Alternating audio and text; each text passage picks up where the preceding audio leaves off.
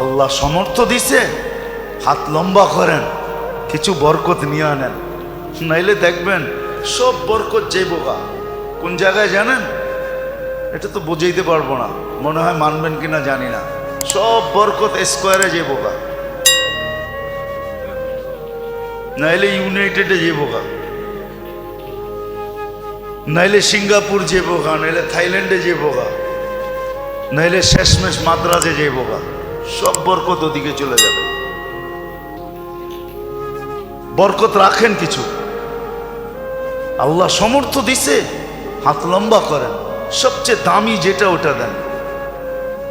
খেজুর নিজে খান 1200 টাকা কেজির, ঠিক না? 1200 টাকা কেজির খেজুর নিজে খান, সৎকার হিসাব করতে, ফেতরার হিসাব করতে আসা 100 টাকা দামের খেজুরের হিসাব করেন, ঠিক না? রাগ হয় না, কিন্তু নিজেকে নিজে প্রশ্ন করেন যে আমি কি করলাম।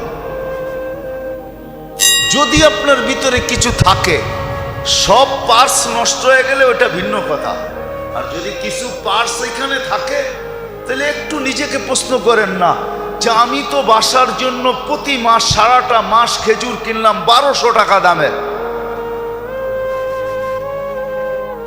সুক্কারি কিনলাম 3 কেজি 1500-1600 টাকা দিয়া, আর ফেতরা দেওয়ার সময় আইসা হিসাব করতেছেন 120 টাকা খেজুর, কেজির খেজুর। খাইলেন কত দামের, দিতেছেন কত দামের? রাগ হয় না। আল্লাহর ধন আল্লাহ দিচ্ছে, আল্লাহর জন্য লুটায় দেখেন না। আল্লাহ বলছে আমার জন্য যে লুটাবে তাকে আমি কমাবো না। ওমাই ইউকরিদিল্লাহ কারদান হাসানা ইউদাইফুহু, আমি তোমাকে বাড়ায় দুনিয়ায় 10 গুণ বাড়ায়া দিব, আখেরাতে হিসাব ছাড়া দিব।